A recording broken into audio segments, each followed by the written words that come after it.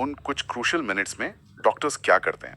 Basically वो एक highway बनाते हैं, a highway for air. A very, very important highway. आज हम इसी लाइफ सेविंग साइंस के पीछे की कहानी में उतरेंगे। And hey, before we start, if you love deep dives like this, जल्दी से सब्सक्राइब बटन हिट करो, बेल आइकन ऑन कर लो ताकि you never miss an update. Let's get into it. आज हम दो बहुत इंपॉर्टेंट मेडिकल प्रोसीजर्स के बारे में बात करेंगे, एंडोट्रेकियल इंट्यूबेशन और ट्रेकियोस्टोमी। हाँ, हमारे पास कुछ हैंड रिटन नोट्स और डायग्राम्स हैं जो किसी मेडिकल स्टूडेंट की प्लेबुक जैसे लगते हैं। So let's unpack this. पर हमारा मिशन सिंपल है, ये समझना कि ये ट्यूब्स क्या है, इन्हें कब और क्यों यूज किया जाता है और वो कौन सी क्रिटिकल डिटेल्स हैं जो एक लाइफ सेविंग प्रोसीजर को सक्सेसफुल बनाती हैं। It's all about airway management. Absolutely. Securing the airway is priority number 1. तो हमारे लर्निंग मैप में आज दो मेन स्टॉप्स हैं। First, endotracheal intubation, the short term solution, और फिर tracheostomy, the long term plan. Let's start with the first one. Topic name, endotracheal intubation. Okay, broad micro theme, securing a temporary airway. perfect. Okay, तो सबसे पहले ये intubation और extubation क्या है? Sounds very technical. Simple शब्दों में intubation का मतलब है ईटी ट्यूब को इंसर्ट करना। ईटी मतलब एंडोट्रेकियल। Yes, endotracheal. और एक्सट्यूबेशन का मतलब है उसे रिमूव करना। सिंपल। ओके, ईटी ट्यूब एक फ्लेक्सिबल सिलेंड्रिकल ट्यूब है जिसे माउथ या नोज के रास्ते ट्रेचिया यानी विंड पाइप में डाला जाता है। तो ये एक टेम्परेरी ब्रीदिंग हाईवे हुआ, राइट? पर ये कितना टेम्परेरी होता है? बिल्कुल, इसे शॉर्ट टर्म यूज के लिए डिजाइन किया गया है, typically for 10-14 days. That's 2 weeks. हाँ, मैक्सिमम। इसका मेन पर्पस है एयरवे को ओपन रखना ताकि पेशेंट सांस ले सके, या तो खुद से या वेंटिलेटर की हेल्प से। ओके, तो इसकी जरूरत कब पड़ती है? रियल लाइफ एग्जांपल क्या होगा? नोट्स में पहला पॉइंट है जनरल एनेस्थीसिया। राइट। इसके कई इंडिकेशंस हैं। जनरल एनेस्थीसिया में होने वाली मेजर सर्जरीज जैसे एब्डोमिनल, चेस्ट या brain surgery. Wait, I have a question here. Anaesthesia तो सिर्फ पेशेंट को अनकॉन्शियस करने के लिए होता है ना? इसका ब्रीदिंग से क्या कनेक्शन? बहुत अच्छा क्वेश्चन है। जब जनरल एनेस्थीसिया दिया जाता है तो बॉडी के सारे मसल्स रिलैक्स हो जाते हैं, ओके, इंक्लूडिंग वो मसल्स जो ब्रीदिंग में हेल्प करते हैं। इससे पेशेंट खुद से ठीक से सांस नहीं ले पाता। सो ईटी ट्यूब इंश्योर्स कि पेशेंट को कंटिन्यूअसली ऑक्सीजन मिलती रहे। It's a safety major. That makes sense. तो मेजर सर्जरीज के अलावा? फिर आता है वेंटिलेटर सपोर्ट। जब किसी पेशेंट को फॉर एग्जांपल सिवियर निमोनिया या एआरडीएस है, उनको वेंटिलेटर सपोर्ट की जरूरत होती है।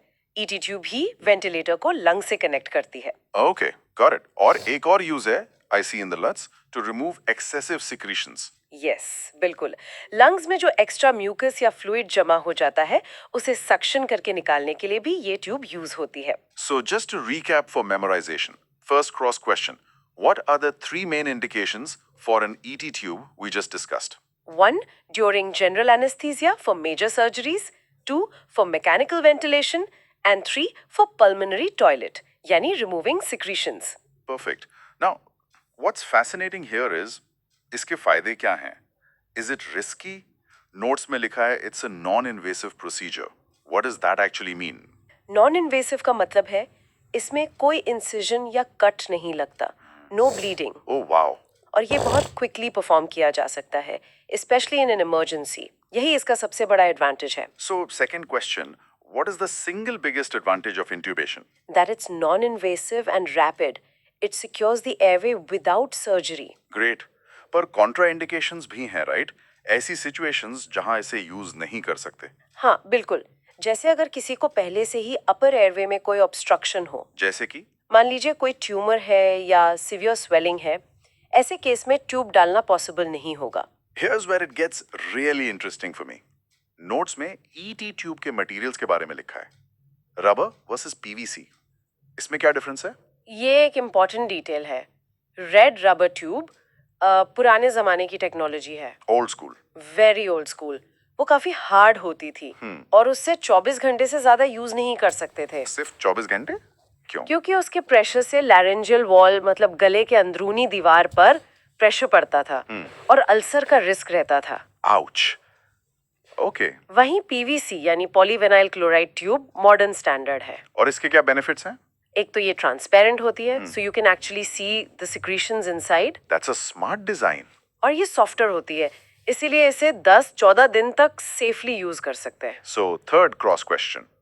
Why is a PVC tube better than a red rubber tube? Give me two reasons. 1, it's softer and can be used for a longer duration, 10 to 14 days. 2, it's transparent, which allows for visualization of secretions. Excellent. Now let's practice saying the full form of PVC. Polyvinyl chloride. Pause and practice saying that. Polyvinyl chloride. Perfect. Mini recap. ET intubation is a rapid, non-invasive way to secure a short-term airway. And modern PVC tubes are much safer than older rubber ones. Exactly. अब notes में cuffed और uncuffed tubes का mention है. What is that? Okay. तो कफ एक छोटे balloon जैसा होता है जो ट्यूब के एंड पर होता है। Like a tiny donut? हाँ, yes, like a tiny inflatable donut. Tube insert करने के बाद इसे इन्फ्लेट कर दिया जाता है। Okay. और इससे क्या होता है? इससे एयरवे सील हो जाता है।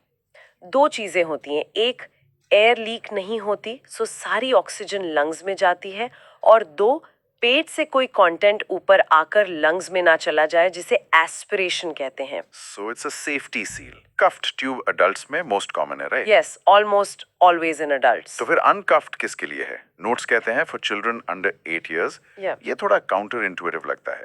Wouldn't a seal be important for kids too? That's a great question. The reason is anatomical. 8 साल से कम उम्र के बच्चों में उनका जो सबग्लॉटिक एरिया है, Subglottic. मतलब? ग्लॉटिस मतलब vocal cords, so subglottic is the area right below the vocal cords. Got it. बच्चों में ये एरिया नेचुरली ही सबसे नैरो पार्ट होता है उनके एयरवे का। तो ट्यूब जब वहां फिट होती है तो वो एक नेचुरल सील बना लेती है। Oh, so the body itself provides the seal. Precisely, उन्हें आर्टिफिशियल कफ की जरूरत नहीं पड़ती। इनफैक्ट बच्चों की डेलिकेट ट्रैकियल वॉल पर कफ का प्रेशर डैमेज कर सकता है। That makes perfect sense. So, fourth cross question. Why do we use uncuffed ET tubes in children under 8? Because their subglottic area is the narrowest part of the airway and creates a natural physiological seal, making an artificial cuff unnecessary and potentially harmful. Perfect. Practicing subglottic area. Subglottic area. तो tube का size भी बहुत matter करता होगा. Absolutely. Size is critical. For example, एक neonate के लिए 2.5 से 3.5 mm की ट्यूब यूज होती है, Tiny. और एक मेल अडल्ट के लिए 8 से 9.5 mm तक। परफेक्ट फिट होना जरूरी है। Too small and air will leak. Too large and it can injure the trachea. So, fifth and final cross question for this topic. What happens if the ET tube size is too small? Air will leak around the tube, meaning the patient won't get the full amount of oxygen delivered. It compromises ventilation. Understood. Mini recap. Cuffed tubes create a seal in adults, while children use uncuffed tubes due to their naturally narrow subglottic area, and selecting the correct size is absolutely critical. You've got it. अब आते हैं tools पर. Laryngoscope. What is this device? Laryngoscope एक instrument है जिससे लैरिंग्स को visualise किया जाता है ताकि ट्यूब सही जगह पर डाली जा सके। Larynx मतलब वॉइस बॉक्स? हाँ, जहाँ वोकल कॉर्ड्स होते हैं। आप लैरिंगोस्कोप को डॉक्टर की आंखें समझ सकते हैं जो गले के अंदर का रास्ता देख रही हैं। और इसमें 2 तरह के ब्लेड्स होते हैं. स्ट्रेट ब्लेड जिसे मिलर ब्लेड कहते हैं और कर्व्ड ब्लेड जिसे मैकिन्टॉश ब्लेड कहते हैं. यस, ये 2 अलग डिजाइन्स क्यों? इसका भी कनेक्शन एनाटॉमी से है। हाँ. मिलर ब्लेड जो स्ट्रेट है वो बच्चों के लिए यूज होता है। क्यों? बच्चों का एपिग्लॉटिस। एपिग्लोटिस, वो फ्लैप जो फूड को विंड पाइप में जाने से रोकता है. एग्जैक्टली बच्चों में वो बड़ा और फ्लॉपी होता है, तो मिलर ब्लेड से उसको डायरेक्टली लिफ्ट करके रास्ते से हटाया जाता है। Okay, like a little lever. हाँ, और अडल्ट्स में मैकिन्टॉश ब्लेड जो कर्व्ड होता है यूज किया जाता है। और वो कैसे काम करता है? वो एपिग्लॉटिस को डायरेक्टली नहीं उठाता, वो एपिग्लॉटिस और टंग के बीच में एक स्पेस होता है वैलिक्यूला, वहां जाके फिट होता है। जब उसको लिफ्ट करते हैं तो एपिग्लॉटिस इनडायरेक्टली लिफ्ट हो जाता है। That's very clever. So what does this all mean? Procedure होता कैसे है step by step? Basically patient को स्निफिंग पोजीशन में लिटाया जाता है। Sniffing position? यस, जैसे आप कुछ सूंघ रहे हो। Head tilted back and neck slightly flexed. इसे माउथ, फेरिंग्स और ट्रेकिया एक लाइन में आ जाते हैं। Okay, it clears the path. हाँ, फिर लैरिंगोस्कोप की हेल्प से वोकल कॉर्ड्स को देखकर ट्यूब को उनके बीच से ट्रेकिया में इंसर्ट करते हैं। और सबसे क्रूशियल स्टेप, प्लेसमेंट चेक करना। कैसे कंफर्म करते हैं कि ट्यूब लंग्स में गई है, not the stomach? This is the most critical step. सबसे पहले स्टेथोस्कोप से चेस्ट के दोनों तरफ वूशिंग साउंड सुनते हैं जब पेशेंट को ब्रेथ देते हैं। ओके, फिर and tidal CO2 detector use करते हैं। अगर ट्यूब लंग्स में है तो CO2 डिटेक्ट होगी। और फाइनली एक्सरे से कंफर्म करते हैं कि ट्यूब की डेप्थ सही है। That's a thorough check. It has to be. Finally cuff को इन्फ्लेट करके ट्यूब को फिक्स कर दिया जाता है। Wow. So to recap this entire topic, ET intubation is a temporary, non-invasive airway solution, vital in surgeries and for ventilation, using specific tools like laryngoscopes and precisely sized PVC tubes, with placement confirmation being the most critical step. That's a perfect summary. Now, let's practice this whole sequence. Pause the audio and try to explain the steps of intubation in your own words, from positioning to confirmation. Great idea. Topic name, tracheostomy. The next chapter, Broad micro theme, creating a long-term surgical airway. exactly. Okay, ET tube तो short term solution हो गया. What if someone needs airway support for a longer period? You said 14 days is the max for an ET tube? This raises an important question. यहाँ पर ट्रैकियोस्टमी का role आता है। ये एक सर्जिकल प्रोसीजर है। Surgical मतलब इसमें कट लगेगा? हाँ, इसमें नेक में एक आर्टिफिशियल ओपनिंग जिसे स्टोमा कहते हैं बनाकर डायरेक्टली ट्रेकिया में ट्यूब डाली जाती है फॉर लॉन्ग टाइम यूज। हाँ, एक डायरेक्ट सर्जिकल ओपनिंग। इसकी जरूरत क्यों पड़ती है? इंडिकेशंस क्या हैं? इसके इंडिकेशंस ET ट्यूब से अलग हैं। For example severe upper airway obstruction. Due to a tumour, जैसा आपने पहले मेंशन किया? यस, या फिर फेशियल और नेक बर्न्स जिसमें स्वेलिंग इतनी हो कि इंट्यूबेशन पॉसिबल ना हो। Make sense? और सबसे कॉमन रीजन है जब किसी को प्रोलॉन्ग्ड मैकेनिकल वेंटिलेशन की जरूरत हो, मंथ्स तक। राइट। और इंटरेस्टिंगली नोट्स कहते हैं ये 2 साल से कम उम्र के बच्चों में कॉन्ट्राइंडिकेटेड है। यस, जनरली उनकी ट्रेकिया बहुत छोटी और सॉफ्ट होती है, सो सर्जरी रिस्की हो सकती है। उनके लिए लॉन्ग टर्म ET ट्यूब ही प्रेफर की जाती है। Okay, first cross question on this topic. What is the most common reason for performing a tracheostomy? The need for prolonged mechanical ventilation, typically longer than 14 days. Great. Notes में tracheostomy को placement, situation और duration के हिसाब से classify किया गया है। Can you break that down for us? जरूर। Let's start with placement. हमारे नेक में थायराइड ग्लैंड होता है, right? Yes, the butterfly shaped gland. उसके सेंटर पार्ट को इस्थमस कहते हैं। अगर ओपनिंग इस्थमस के ऊपर है तो वो अपर ट्रैकियोस्टमी है, और अगर नीचे तो लोअर ट्रैकियोस्टमी। Simple enough. अब सिचुएशन के अकॉर्डिंग? इमरजेंसी सिचुएशन में टाइम बचाने के लिए वर्टिकल इंसिजन होता है जो बड़ा होता है। और प्री प्लान्ड प्रोसीजर में? प्री प्लान्ड या इलेक्टिव प्रोसीजर में हॉरिजॉन्टल इंसिजन होता है। वो कॉस्मेटिक रीजन से बेहतर होता है, स्किन क्रीज में छिप जाता है। स्मार्ट। और ड्यूरेशन के अकॉर्डिंग? टेम्परेरी हो सकती है, जैसे किसी इमरजेंसी में लाइफ सेव करने के लिए, और बाद में रिवर्स कर दी जाती है। या फिर परमानेंट। परमानेंट? हाँ, जैसे लैरेंजियल कैंसर के पेशेंट्स में जहां लैरिंग्स रिमूव करना पड़ता है, उनका अपर एयरवे परमानेंट ब्लॉक हो जाता है। Okay, second cross question. In a pre-planned tracheostomy, what kind of incision is made and why?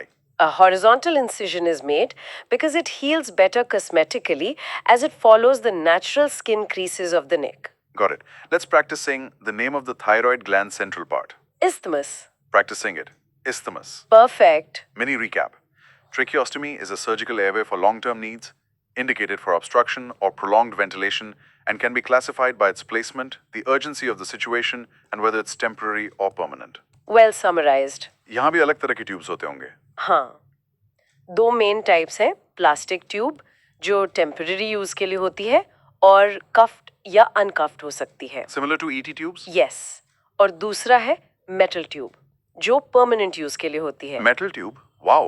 Notes में लिखा है कि इसके 3 parts होते हैं। This is fascinating. Yes, a metal tracheostomy tube has 3 parts. ये डिजाइन बहुत ही इंजीनियस है। Okay, tell me more. First part is the outer cannula. ये मेन ट्यूब है जो ट्रेकियल वॉल में फिक्स रहती है।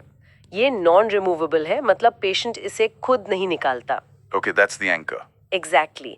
फिर है इनर कैन्यूला। ये रिमूवेबल पार्ट है जो आउटर कैन्यूला के अंदर फिट होता है। Removable क्यों?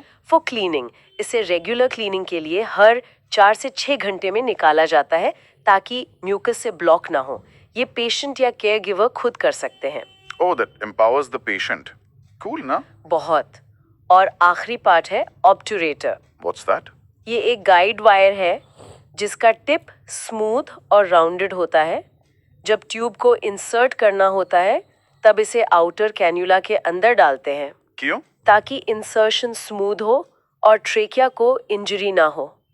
इंसर्ट करने के बाद इसे निकाल लिया जाता है और इनर कैन्यूला डाल दी जाती है। ऑब्टूरेटर को हमेशा पेशेंट के बेड साइड पर रखा जाता है for emergencies. So third cross question, what are the three parts of a metal tracheostomy tube? The outer cannula, the inner cannula, and the obturator. And fourth cross question, what is the specific function of the inner cannula? It's a removable liner that can be taken out for regular cleaning to prevent mucus plugs while the main outer tube stays in place. Brilliant. Now, let's practice saying the three parts. Outer cannula, Outer cannula, inner cannula, inner cannula, obturator. obturator. Perfect. Mini recap, tracheostomy tubes can be plastic or metal, and the metal tube's brilliant three-part design allows for safe, long-term use and easy home care. Correct. इसका मतलब patient care बहुत intensive होगा। Procedure कैसे होता है? इसमें भी कोई स्पेशल पोजीशन है? हाँ, प्रोसीजर के लिए पेशेंट को रोज पोजीशन में रखा जाता है। रोज पोजीशन। इसमें शोल्डर्स के नीचे एक पिलो रखते हैं जिससे नेक हाइपर एक्सटेंड हो जाती है। ओके। इससे ट्रैकिया सरफेस के पास आ जाती है और सर्जरी आसान हो जाती है। फिर incision, tube insertion, placement check, cuff inflation. Same checks as intubation. Almost. यहाँ प्लेसमेंट चेक करना इजियर है क्योंकि आप डायरेक्टली देख सकते हैं। और आखिर में ट्यूब को रिबन टाई से फिक्स कर दिया जाता है। So, fifth cross question. What is the name of the position used for a tracheostomy procedure and why is it used? It's called the rose position.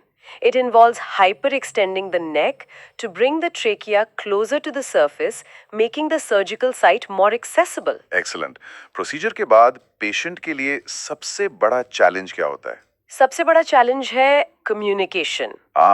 Right, क्योंकि tube vocal cords के नीचे है। Exactly. हवा vocal cords तक पहुंचती ही नहीं, इसलिए patient बोल नहीं पाता। ये बहुत फ्रस्ट्रेटिंग हो सकता है। I can imagine. इसलिए उन्हें कॉल बेल, पेन और पेपर दिया जाता है। और नोट्स में एक इंटरेस्टिंग पॉइंट है कि पोस्ट ट्रेकियोस्टमी पेशेंट के लिए फेशियल एक्सप्रेशन कम्युनिकेशन का सबसे इफेक्टिव मेथड होता है। That's a very human detail. और कॉम्प्लिकेशंस, नोट्स में कुछ सीरियस कॉम्प्लिकेशंस लिस्टेड हैं। If we connect this to the bigger picture, complications को समझना जरूरी है। इन्हें हम immediate और delayed में divide कर सकते हैं। Okay, immediate मतलब पहले 24-48 घंटे। हाँ, सबसे कॉमन है ट्यूब का ब्लॉक हो जाना ड्यू टू म्यूकस या फिर डिसलॉज्ड हो जाना मतलब अपनी जगह से निकल जाना due to coughing. That sounds dangerous. It is. इसीलिए इनिशियल डेज में क्लोज मॉनिटरिंग बहुत जरूरी है। और delayed complications 48 घंटे के बाद। यहाँ चीजें थोड़ी और सीरियस हो सकती हैं।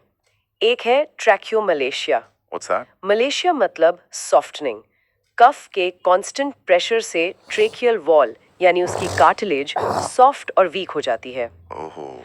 और दूसरी जो बहुत रेयर बट वेरी सीरियस है वो है ट्रैकियो इसोफेजियल फिस्चुला। फिस्टुला मतलब एक एबनॉर्मल ओपनिंग। हाँ, ट्रैकिया और इसोफेगस यानी विंड पाइप और फूड पाइप के बीच एक ओपनिंग बन जाना। वेट, इसका मतलब तो फूड और लिक्विड सीधा लंग्स में जा सकता है? बिल्कुल, and that is a medical nightmare. It requires immediate surgical intervention. That's terrifying. So, final recap for this topic. एक tracheostomy, एक surgical airway placed in the rose position with a key challenge being patient communication. Or it carries risks of both immediate complications like blockage and delayed ones like tracheomalacia or a tracheoesophageal fistula. Very good and comprehensive summary. So, what does this all mean? आज हमने ET tube एक temporary breathing highway से लेकर ट्रैकियोस्टमी एक permanent surgical airway तक का सफर तय किया। The key takeaway is the difference in application. Intubation एक non surgical short term intervention है। इमरजेंसी रिस्पॉन्स टीम एक तरह से। हाँ, जबकि ट्रैकियोस्टमी एक सर्जिकल लॉन्ग टर्म सोल्यूशन है। बट एट द कोर दोनों का मकसद एक ही है, to secure the airway and save a life. ये सोचना अमेजिंग है कि इन लाइफ सेविंग प्रोसीजर्स में कितनी प्रिसीजन, प्लानिंग और केयर लगती है जो हमें कभी देखने को नहीं मिलती। बिल्कुल, करेक्ट ट्यूब साइज सिलेक्ट करने से लेकर प्लेसमेंट कंफर्म करने और पोस्ट प्रोसीजर केयर तक हर स्टेप क्रिटिकल है. There is no room for error. तो आज जो हमने सीखा, let's just quickly summarize the whole deep dive. जरूर. We started with endotracheal intubation, the short-term solution. हमने देखा कि it's non-invasive, used for up to 14 days, and critical for surgeries and ventilation. We also discussed the evolution from rubber to safer PVC tubes and the logic behind cuffed versus uncuffed tubes for adults and children. Then we moved to tracheostomy, the long-term surgical solution. हमने इसके indications, types, and the brilliant three-part design of the metal tube समझा. और हमने procedure related details जैसे रोज position और post op challenges like communication और serious complications को भी टच किया. So the broad micro theme for today was securing the airway both temporarily and permanently. Precisely. Now to really make this content stick, here are 6 content probes. Try to answer them out loud. Let's hear them. 1. Explain the sniffing position and the rose position and why each is used. Good one. 2. Compare a Miller blade and a Macintosh blade. Who would you use each for and why? Tests the details. 3. Describe the 3 parts of a metal tracheostomy tube and the function of each. The core of the design. 4. Why is an uncuffed tube the standard for a 5-year-old child? Anatomy is key here. 5. What are the 2 immediate and 2 delayed complications of a tracheostomy? Very important for patient safety. And 6. If a patient needs ventilator support for 6 weeks, which procedure would be chosen and why? ET intubation or tracheostomy? That links the two topics together perfectly. तो अब आज का challenge? Rehearse presenting one segment out loud. Choose either ET tube materials or the 3 parts of a tracheostomy tube and try to explain it to a friend in under 60 seconds. An excellent way to solidify the knowledge.